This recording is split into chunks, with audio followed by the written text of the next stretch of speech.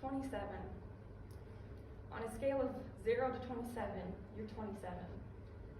At that moment when the doctor told me that, I phased out. The room got fuzzy, and the only thing I could focus on was the arms of the chair I was sitting in. They were worn down where you put your hands on them. And in that moment I knew that there were so many other people that sat in that exact same chair that I did, feeling that exact same, putting their hands there, and probably receiving just the same news as I did. When I came back into it, all I caught was major depressive disorder, and I couldn't do anything. The rest of that appointment was a blur. I then received my medication prescription slip, and then I found myself sitting in my car with my head against the wall, sitting there for 45 minutes as I couldn't get out of the car. I couldn't get myself to get up and walk forward and go into that Walmart and start the journey that would probably be the rest of my life with medications. I sat there crying, and all the tears just rolled down my cheek. I called my mom, and I'm like, Mom, I can't do this.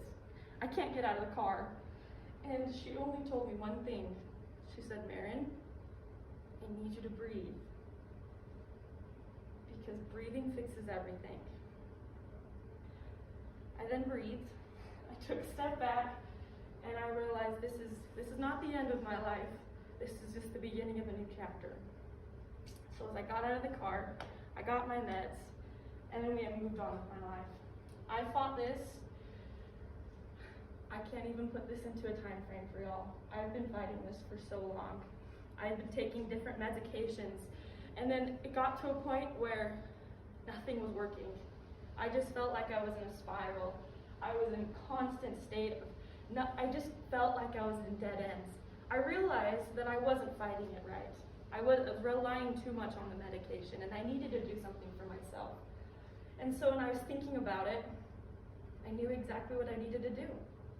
So I went home, and I got a piece of paper, and I gave it to my mom, and I'm like, Mom, I need you to write the word breathe as many times as you can.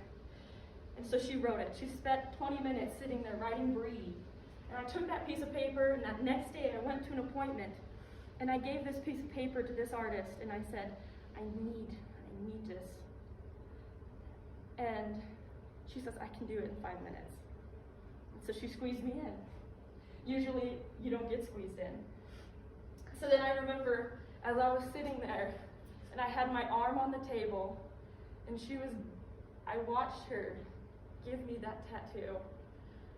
I felt alive again. And on the other hand, I was on my phone with my boyfriend at the time, and he was yelling and screaming at me, telling me it was a poor decision, I was gonna regret it, I'm breaking so many rules, and I didn't care, because I was doing it for myself.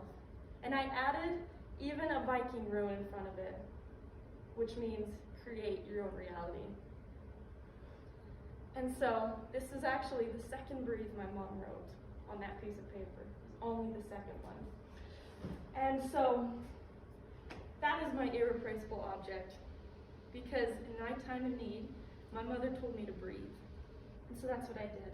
I breathed. I got out of the car. I got out of the chair. I got the medication. And I fight every day. And days when it's really hard to wake up and get out of bed, I just sit here and I stare at my breathe. And I think of my mom's words. I think of the rune that means create real reality, because really, depression, it is all inside your head. It's monsters, it's shadows that change your perspective, and it's not something you can't see, but it's something you fight every single day. And so that's why I look at this and I breathe, because breathing fixes everything. And that is something that I have had in my arsenal since that was the first step I personally took to fight this war. I lost a boyfriend over it, thank goodness. That was a great thing happened, but it was worth it. Every second and every Every tattoo stroke she gave me new life and told me to breathe.